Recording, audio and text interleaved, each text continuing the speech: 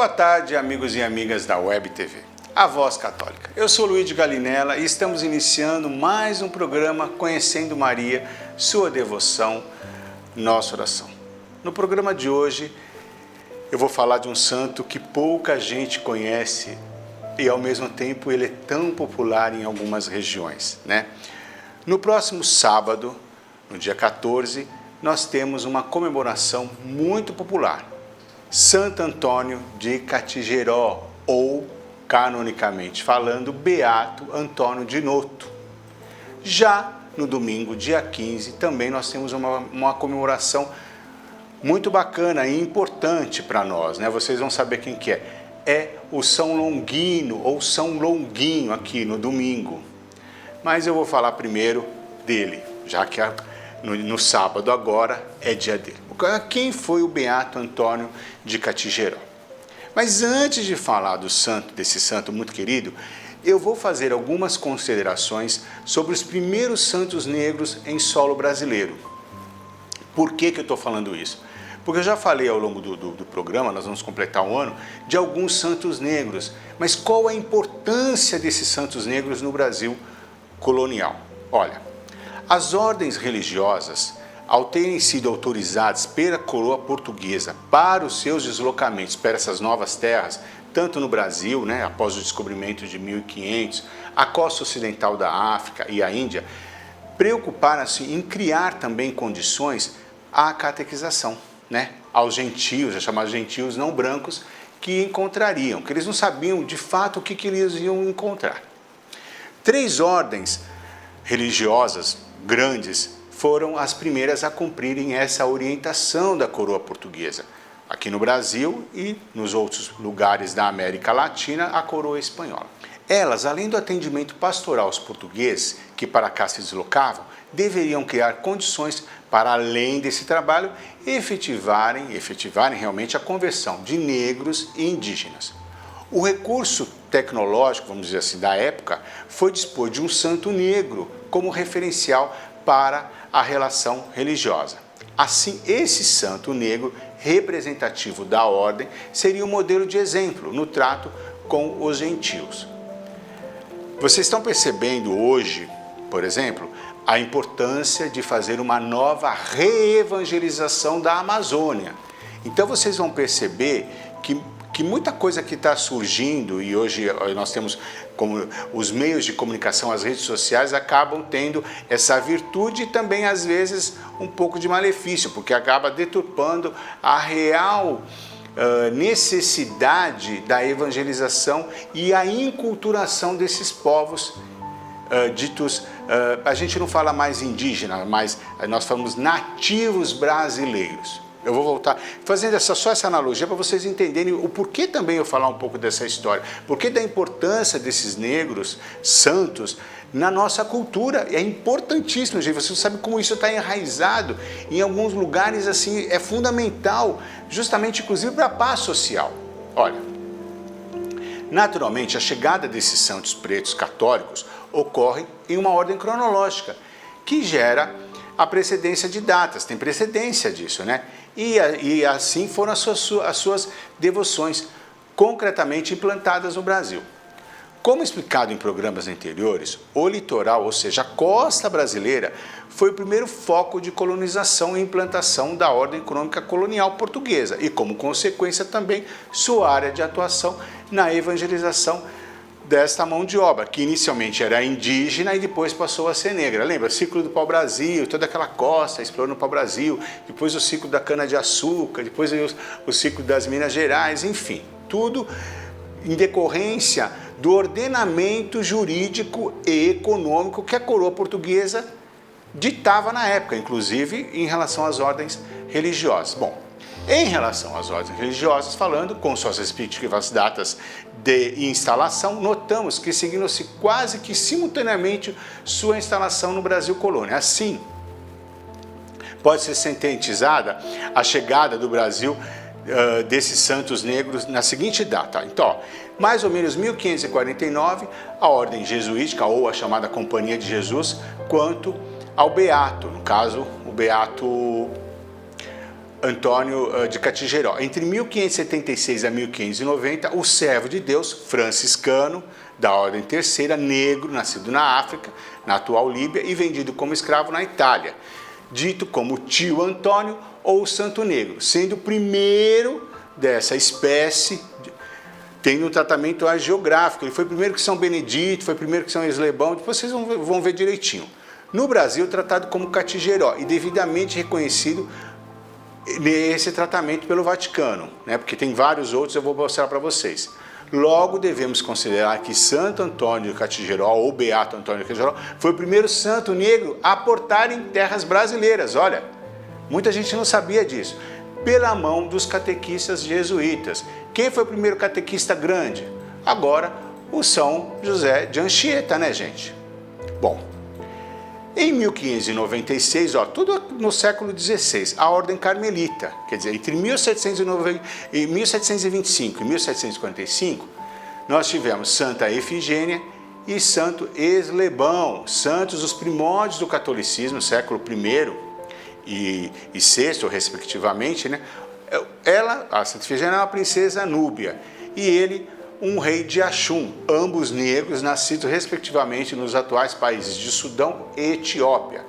Eles são muito anteriores à data da fundação da Ordem Carmelita, mas eles adotaram os carmelitas porque vocês percebem que cada ordem pegou um santo negro para si para poder fazer a catequização dos índios, né, e dos negros posteriormente, por ordem da coroa portuguesa. Havia essa comunhão, né? Em 1639, a Ordem Franciscana, que entre 1639 e 1726 pôs o servo de Deus franciscano da Ordem Primeira, quer dizer, um franciscano menor, né? O negro nascido na Itália, filho de uma escrava, conhecido como cozinheiro Benedito ou Benedetto, né? Cujo amo de sua mãe prometeu e cumpriu a liberdade quando ele viesse ao mundo. Bom, nesse contexto, nós temos 4 santos negros que, desde os primórdios da colonização e catequização do Brasil, vieram auxiliar os portugueses. Olha, gente, é fundamental, devoto, reter esse conhecimento histórico para melhor compreender a própria nossa história. Nossa história é riquíssima, né? Vale lembrar que até meados da década de 1850, a maior parte da população brasileira era formada por mestiços pardos, chamados mulatos, os negros, os mestiços indígenas, os próprios indígenas e os brancos. Observando mais atentamente, gente, nós notamos serem poucos os santos negros em relação à população que os representa, né? Vale lembrar o contexto escravocrata da nossa sociedade, que não permitia o culto aberto, integrado, ou seja, na mesma igreja, entre brancos e negros ou pardos, razão pela qual foram fundadas várias irmandades de negros, notadamente sob o manto de Nossa Senhora do Rosário. Eu já falei num programa sobre isso, quando eu falei de Nossa Senhora do Rosário, eu falei também sobre a Irmandade dos Homens Pretos. Muito bonita essa história também. Com isso, espero ter dado uma introdução à história da igreja no Brasil, sobre o aspecto da devoção desses santos negros. Gente, tudo isso para falar do nosso beato bonito, né? Mas é a riqueza que eu quero passar para vocês, devoto, que é importante vocês terem esse conhecimento. O porquê disso? Às vezes vocês vão visitar por exemplo, cidades históricas de Minas aqui, todas elas têm todo um contexto, né? Elas surgiram na época dos bandeirantes, que eram paulistas, que vieram fazer aqui em busca de ouro, quer dizer, o litoral, na Bahia, a riqueza que é a Bahia, Pernambuco, né? Recife, Olinda, as igrejas históricas lá, já é um outro contexto. Por que tem esse santo nesse altar? Então, quando vocês forem visitar, eu vi isso lá no programa Conhecendo Maria. Então, isso é bacana. Então, essa história tem que ficar na mente de vocês e no coração. Bom, agora eu vou explicar a biografia desse santo maravilhoso, que na realidade, gente, é um beato. Ele não foi terminado o processo de canonização, né? Ele foi servo, foi venerável e parou em beato. Eu, pessoalmente, tenho em conta que ele é santo para mim, mas canonicamente eu não posso falar, porque não fechou o processo canônico dele, então ele não é santo. Mas no coração de todos nós brasileiros, ele é o nosso Santo Antônio querido de Catiggeró. Bom, na atormentada história da Europa, né, na primeira metade do século 16, encontramos a vida de Antônio, o etíope, ele é da Etiópia, nascido em Baco de Cirene, na Líbia, atual Líbia, de família maometana, ou seja, ele era muçulmano. Todo aquele norte da África já havia sido dominado pelos muçulmanos, né? Religião que ele professou até que, por um acidente providencial, foi capturado e deportado para a Sicília, em Siracusa. Muito interessante que a Sicília era um reino separado do resto da Itália, inclusive havia comunhão com a Espanha. Foi um dos poucos lugares da história da Itália, enquanto reino agora, enquanto país agora, que a escravidão foi permitida, a escravidão de negros, porque os estados papais não tinham escravidão. No norte da Itália, a República de Veneza, a República de Firenze não tinham escravidão, apenas no sul. Inclusive, isso é motivo de muito debate lá na Itália, no sul da Itália. Só um complemento para vocês saberem. Bom, ele foi comprado como escravo por um agricultor em Ávola, né? Também no sul, por Giovanni Londanilla, que lhe conferiu o seu rebanho. Giovanni percebeu aquele seu servo era bastante inteligente, de coração sincero e de índole nobre, honesta e respeitosa. Então exortou a ele, pela palavra e exemplo, para renunciar ao Islã pela fé cristã, projeto cujo êxito confiou à providência divina. Então Giovanni rezou para isso. O servo bom mostrou-se prontamente disposto à catequese, embora ainda quisesse investigar a nova religião que ele pretendia abraçar o mais rapidamente possível. Ele foi batizado, depois de realmente ter sido convertido, ele foi batizado na igreja em 8 de janeiro e passou a chamar-se Antônio, em homenagem a Santo Antônio, muito querido também naquela região. Adorava os pobres, fugia do hóspedes, ele não gostava de ficar parado e passava seu tempo de folga do trabalho em oração. Dedicou-se em nome de Jesus e nunca falhou para corrigir qualquer um que usasse o nome de Deus em vão, né? Ele também ele tinha aquele resquício também dos muçulmanos que respeitam muito o nome de Deus, né?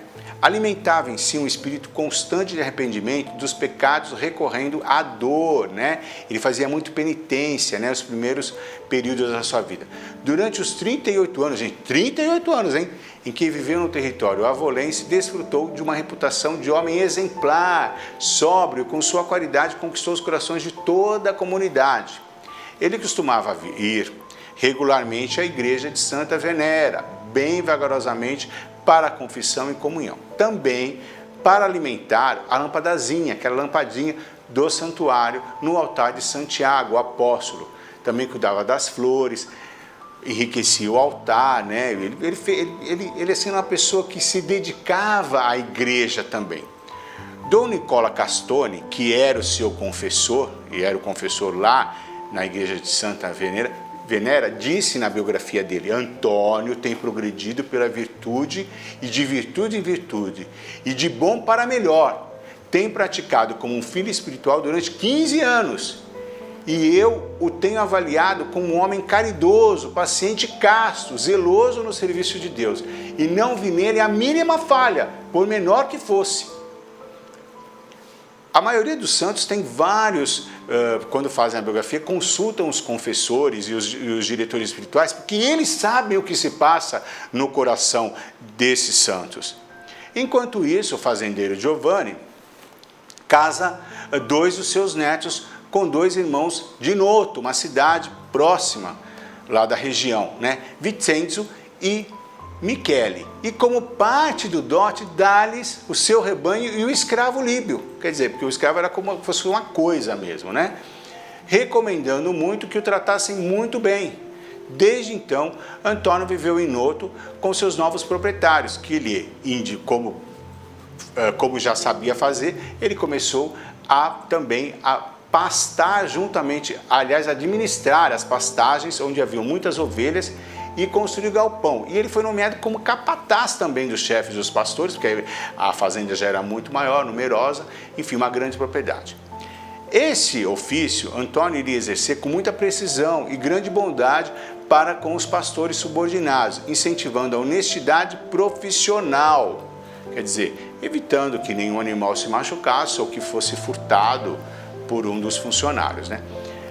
Mesmo nesse novo ambiente, a vida de Antônio ocorre com o mesmo ritmo de trabalho e oração.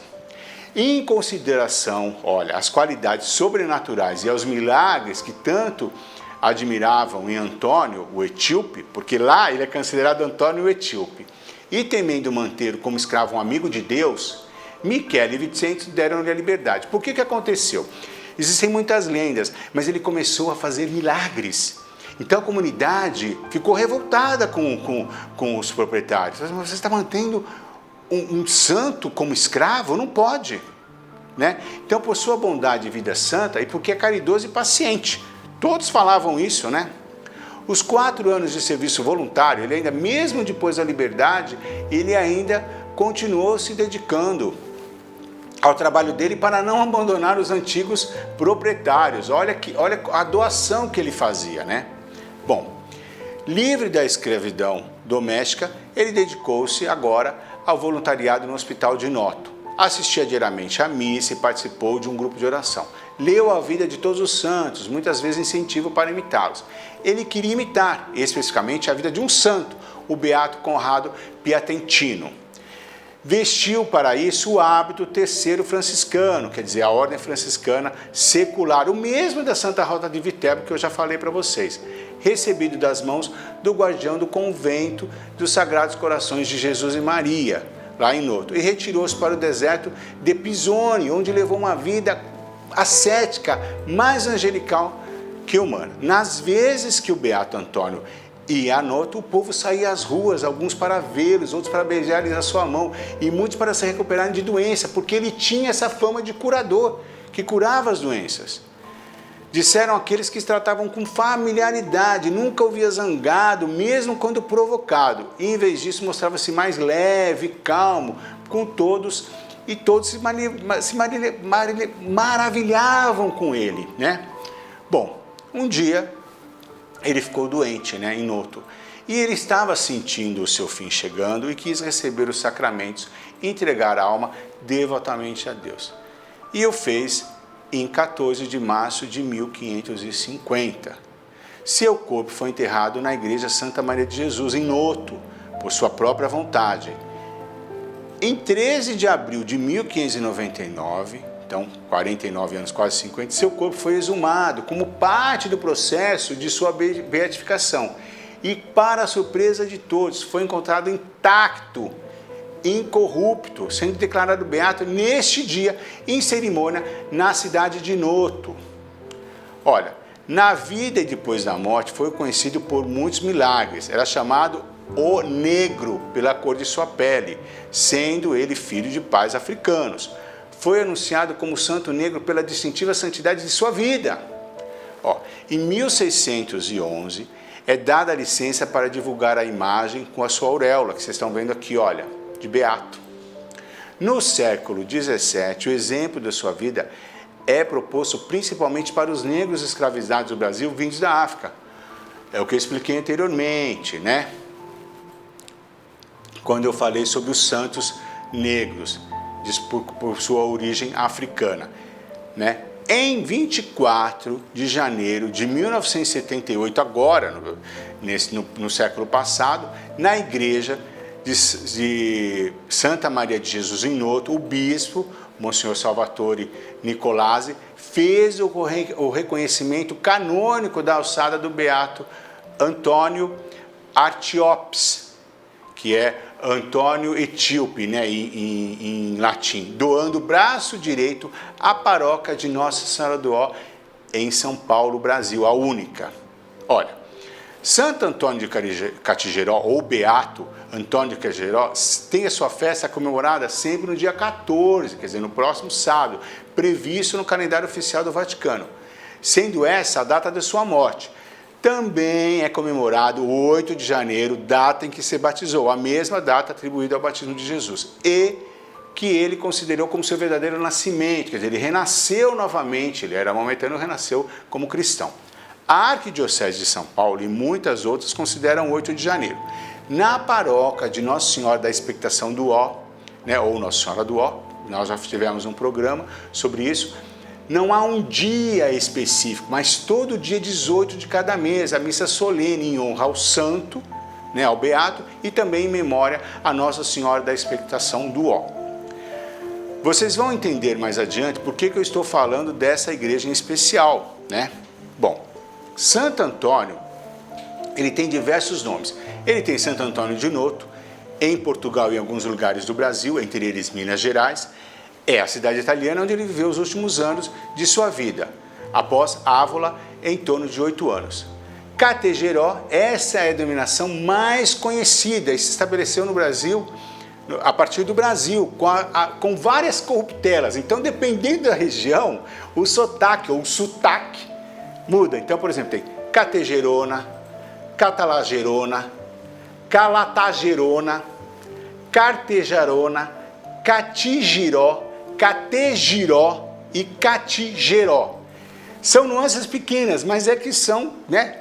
Também tem Santo Antônio de Ávola e Noto, a forma mais usada na Itália, né? Nas cidades de Noto e Ávola. Olha, essas denominações, elas sofrem dois tipos de influência. De identidade, da regionalização, tá certo? Devocional, no caso do Sul tem um sotaque, o Nordeste tem outro, o Centro-Sul, o Sudeste, o Rio de Janeiro tem outros. E também pelo fato de você também ter corruptelas de linguagem. Então, linguisticamente, às vezes você muda uma palavra e com os anos isso vai pegando, né? É como o mineiro falar fogão, normal, né? É fogão, mas é fogão também, né? Agora eu vou falar a devoção no Brasil através das igrejas, né? Olha, sua devoção foi trazida para o Brasil, como eu falei para vocês, em 1699, para Salvador, Bahia. Por quê? Porque primeiro foi a primeira capital do Brasil e foi aonde chegaram os primeiros escravos, não é verdade? Na matriz de São Pedro, onde foi fundada a sua primeira irmandade. Logo em seguida, os escravos construíram uma igreja, a qual queriam para patrono Beato Antônio de Categeró. Não havendo possibilidade dessa pretensão, a igreja foi entregue para Nossa Senhora do Rosário no Pelourinho, também em Salvador, sendo hoje um dos pontos turísticos da capital baiana, no Brasil. É o que eu falei para vocês, lembra? Como ele não é um santo, ele é um beato, e não se permitia dar a um santo negro num Brasil escravocrata, então fizeram para Nossa Senhora. Então você vê a maioria das igrejas onde tem os santos negros, tem agora, só depois da abolição da escravatura, que houve igrejas dedicadas a santos negros, São Benedito, né? Santa Efigênia, mas antes não havia, era sempre Nossa Senhora do Rosário dos Pretos. Por isso que você vê essa história, por isso que é importante saber histórias. Bom, voltando então, é uma devoção que já conta, gente, com 320 anos de existência e a partir dali, Salvador, Bahia, percorreu o Brasil todo. Então, em Pernambuco existem 3 imagens que nós sabemos. Goiânia, né, que tem o museu, inclusive, da cidade, Recife, o Convento da Penha e na Igreja Nossa Senhora do Rosário dos Pretos, que eu falei para vocês. No Rio de Janeiro existem algumas devoções muito fortes, bem antigas, inclusive o Rio de Janeiro é um forte centro de devoção, né? No centro antigo da cidade, a Igreja da Lampadosa, a Igreja de São Eslebão e Santa Efigênia, os 2 santos negros que eu falei para vocês, e a Igreja da Ordem Terceira de São Francisco da Penitência, onde há um complexo cultural e um museu sacro. E na cidade de Campos, a Igreja de Nossa Senhora da Conceição. Ainda no Rio de Janeiro, no bairro da Penha, a Paróquia Nossa Senhora da Anunciação. Tem também uma igreja católica ortodoxa grega, onde dá um pequeno museu do Beato Antônio de Categeró. Olha que interessante, né? Em Minas Gerais, não há na capital mineira, em Belo Horizonte, visto que ela só foi fundada depois do ciclo mineiro do ouro, então depois da abolição da escravatura, né? Mas há 9 cidades no interior, mais ou menos, que possuem imagem do Beato, né? São elas Vila Rica, Igreja Nossa Senhora do Rosário, né? Passos, Paróquia Paróquia São Benedito, Milho Verde, a Igreja Matriz de Nossa Senhora dos Prazeres, em Ouro Preto, a Igreja de Santa Efigênia, em Sabará, Paróquia Nossa Senhora do Rosário, São João del Rei, Igreja do Rosário, Tiradentes, olha o que eu estou falando para vocês, ó, também Igreja Nossa Senhora do Rosário dos Pretos. Então, olha o ciclo do ouro, mostrando aí, eles precisavam dos negros para tirarem o serviço, fazer o serviço pesado, né? Eles tinham que ter uma igreja de devoção, então eu vejo que Nossa Senhora do Rosário. Itapecerica, Nossa Senhora do Rosário também. No estado de São Paulo, também existem devoções muito antigas.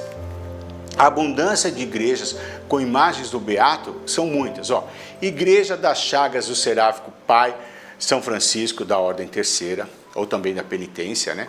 Capela Nossa Senhora dos Aflitos, uma capelinha pequenininha, né, que tem lá no bairro da Liberdade. A Igreja da Irmandade de Nossa Senhora do Rosário dos Pretos. A Igreja de Nossa Senhora da Quiropita, uma igreja italiana. A Igreja de Santa Cruz das Almas dos Enforcados, lá na Praça da Liberdade, uma igreja onde as pessoas acendem muitas velas, né? A Igreja de Santa Edviges. A Igreja de Santo Amaro, né? A Matriz de Nossa Senhora do Ó, todos na capital. No interior tem Ilha Comprida, Capela de Santo Antônio Catigeró, né? E em Itu, Igreja Nossa Senhora da Candelária. Já no sul do Brasil, onde a devoção tem mais ou menos os 50 anos, nós temos no estado de Santa Catarina, em Florianópolis, a Igreja de São Francisco. No estado do Rio Grande do Sul, 4 igrejas, em Porto Alegre e 2 no interior. Então nós temos em Canoas a Igreja de São Paulo Apóstolo, Capão da Canoa, a Igreja de São José. Em Porto Alegre nós temos Igreja de São Carlos, Igreja de São Francisco de Assis, Paróquia Nossa Senhora das Graças e o Santuário Nossa Senhora Aparecida. Olha, o Brasil é o único país que tem a relíquia dele fora a Itália. Então a Paróquia Nossa Senhora da Expectação do Ó, em São Paulo, na freguesia do Ó, já falei para vocês sobre a freguesia do Ó, muito bonito o programa, dia 18 de dezembro do ano passado, tem a única relíquia do Beato, fora da Itália. Foi doada pelo bispo da cidade de Nota e chegou na paróquia em 30 de julho de 1978. A relíquia consiste, vocês estão vendo aí a foto aqui da relíquia, muito bonita, que foi me enviada, eu vou falar para vocês nos agradecimentos. De 2 ossos do antebraço direito do santo.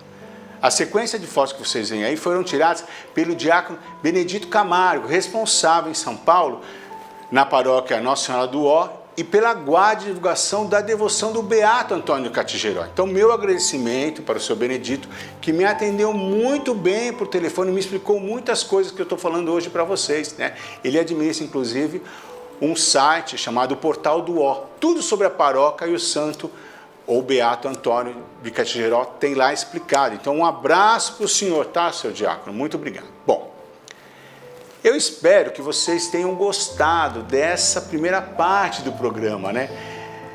A gente fica maravilhado de ver como a gente desconhece a geografia, né? A vida dos santos, né? O Beato Antônio, quanta riqueza, eu poderia falar um programa inteiro dele, mas eu não posso esquecer do São Longuinho aqui, né? Senão eu vou ter que dar 3 pulinhos, né? Mas isso é uma outra história. A riqueza dele, né? Então, eu queria agradecer as pessoas que ajudaram nessa informação, né? O diácono e também o tenente coronel do Rio Grande do Sul, que escreveu muito sobre o santo, né? Sobre o Beato, né? Bom, esse programa, gente, é patrocinado pela loja Catedral Artigos Religiosos e Presentes, situada na Rua Brás Bernardino 221, Centro. Telefone 32 3215 3139. Catedral, a loja que acompanha você e sua família em todos os momentos da sua vida. Olha, vocês estão vendo essas imagens aqui são... E vocês viram que eu trouxe o Círio Pascal, né? Olha, o Círio Pascal, esse daqui é o da família, mas tem aqueles grandes que no programa passado eu trouxe. É talvez o sinal mais próprio e expressivo das celebrações pascais. Nós estamos na quaresma, não? A celebração pascal é depois da Páscoa, né? Por isso, não é suficiente, não seria ideal você usá-lo, é imperdoável você usar o círio de um ano para o outro. Por quê? Pois a Páscoa é a renovação de tudo. Sim, é necessário você trocar o círio pascal, né? Por isso que a gente faz jejum, a gente se abstém de várias coisas, né? Por quê? Porque essa época é uma época de renovação. Então, por isso que eu estou falando para vocês do círio, que para vocês adquirirem para a paróquia de vocês, né? Geralmente é no 4º domingo da quaresma que se faz a coleta para os fiéis adquirirem, né? O 4º domingo da quaresma é o domingo da alegria, né? Onde se usa, ao invés de roxo, o rosa, né? O caminho penitencial para a Páscoa. Ele nos convida a pensar na Páscoa como uma celebração já muito próxima, né? Que é o chamado domingo laterare, né? Muito bonito. né? Com isso, é uma expressão verdadeira do nosso tempo, né? Que vai ser agora a Páscoa, tá certo? Bom, agora, devoto e devota, chegou aquele momento em que você compartilha conosco sua devoção, nos enviando suas fotos para o cantinho do devoto.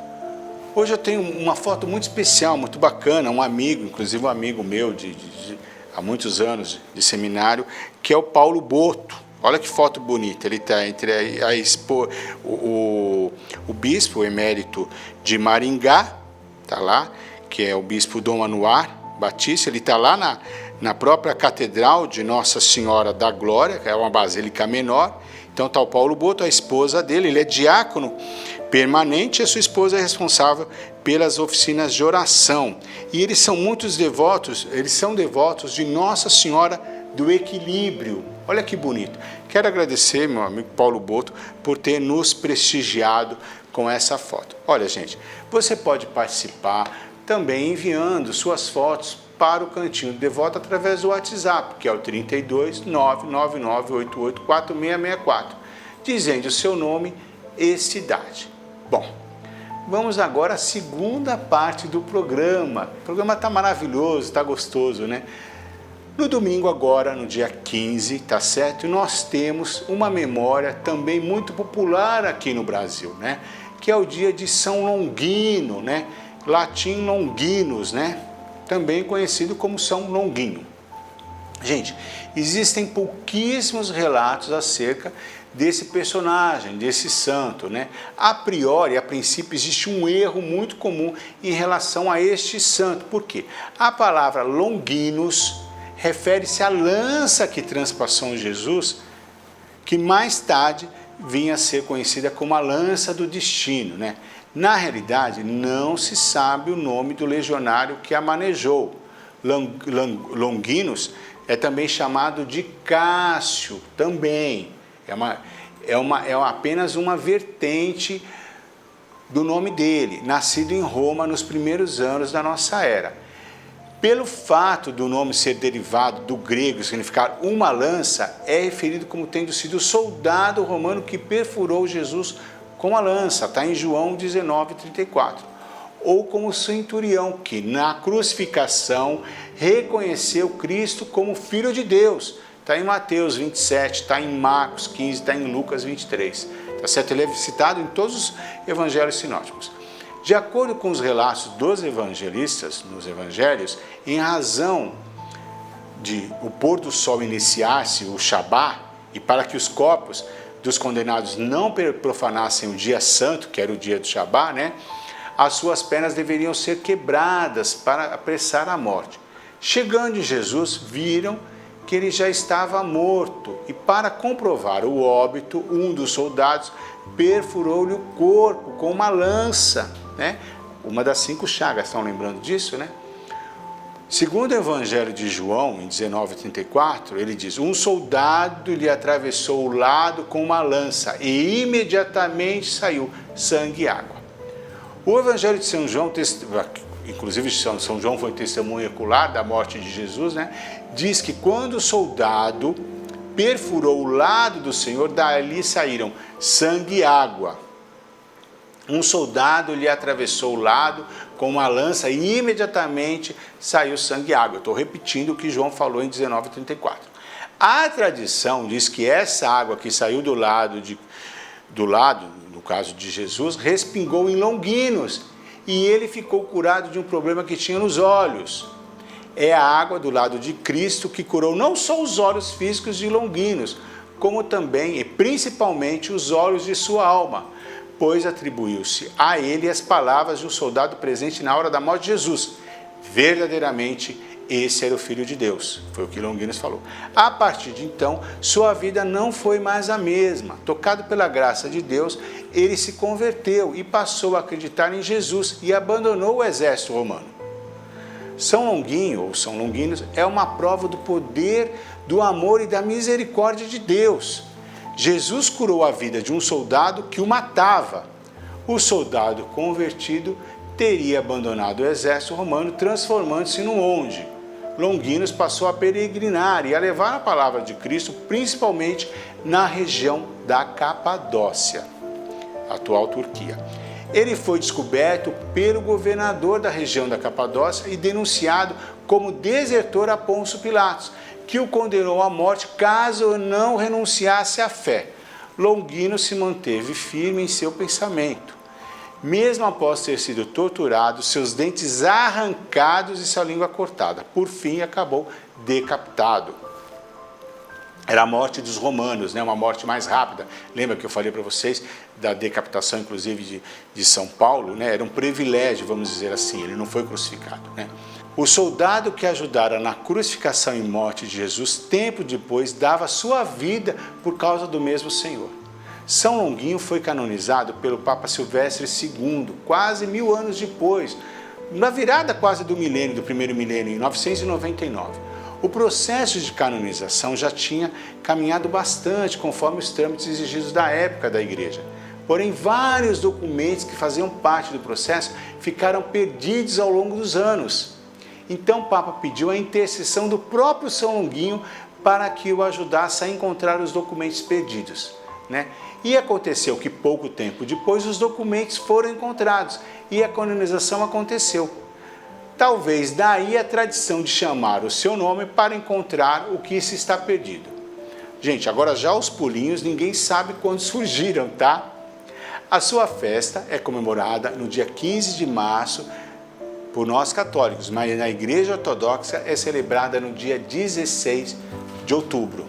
Olha, na arte litúrgica, São Longuinho tem uma figura representada por um soldado com uma lança apontada para os olhos ou ainda com os braços abertos, segurando uma lança. Vocês estão vendo a foto aí, olha, o mais interessante é o seguinte, na Basílica de São Pedro em Roma, essa estátua que vocês estão vendo, ela é colocada ao lado de um dos 4 pilares que sustentam a cúpula sobre o trono do Papa. Olha a importância de São Longuinho para a Igreja, né? Bom, existe todo um mistério envolvendo sobre a lança de São Longuinho ou sobre a lança do destino. Eu não vou entrar em detalhes, porque existe um pouco de fantasia histórica em relação a isso e a Igreja aceita essa lança de São Longuinho apenas como um devocional, como um sacramental, né? Ela fica na cidade de Viena, capital da Áustria, e é considerada a lança de São Longuinho. Ela está lá exposta, né? É uma relíquia, né? Muito venerada, pois seria a própria lança que perfurou o Sagrado Coração de Jesus e fez sair sangue e água. Mas por que em Roma a representação de São Longuinho é de um soldado e no Brasil e nos países de língua espanhola é representado assim, ó, como um monge? Está diferente, vocês viram aqui, essa já é diferente. Então eu vou explicar para vocês o significado e o simbolismo de São Longuinho. A túnica e o capuz marrom de São Longuinho, eu já falei sobre a cor marrom para vocês, simbolizam a humildade, é também a roupa de uma longa jornada, né?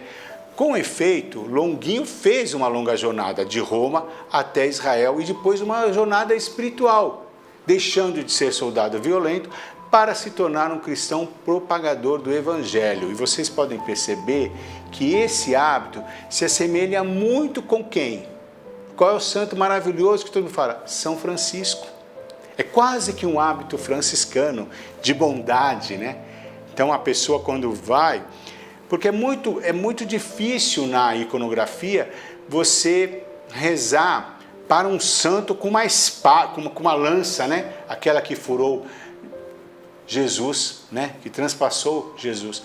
Então a própria iconografia, a própria igreja devocional popular andou transformando essa figura numa figura mais doce. Olha, o alfajor, essa daqui, ó, que é a bolsinha de São Longuinho, simboliza a bagagem de sua jornada espiritual. O encontro com Jesus Cristo na cruz, que o transformou num homem de paz e de amor ao próximo. De torturador, ele se tornou pregador do amor de Deus, né? A lanterna, que vocês estão vendo aqui, simboliza o fato de ele ajudar a encontrar coisas perdidas. Longinos era um soldado romano de baixa estatura.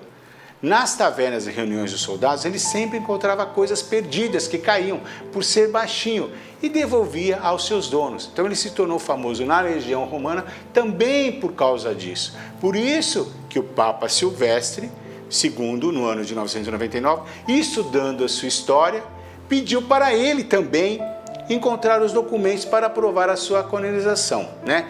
E aí os documentos se perderam há alguns anos, ele conseguiu achar. E aí São Longuinho ficou com a fama que ajuda a encontrar as coisas, né? O cajado de São Longuinho, tá certo? Aqui o cajado aqui, ó. Ele simboliza a fé que apoiou em sua jornada após conhecer Jesus Cristo. Esta fé o apoiou tanto que ele se tornou mártir por não renegar a fé em Cristo. Esta fé que remove montanhas e que nos leva ao encontro pessoal com Jesus Cristo. O cajado tem um símbolo muito importante, principalmente na história, na religião judaico-cristã. São José tinha cajado, vários outros santos tinham cajado, São Bento tinha cajado. Mostra a fortaleza, né? A fortaleza, o espírito de perseverança de um santo, né? E a pureza também, né? Olha, o santo é bastante popular entre os brasileiros e espanhóis. Por aqui, só existe uma igreja no Brasil, que é a Igreja Nossa Senhora da Escada, no município de Guararema, vocês estão vendo a foto aqui.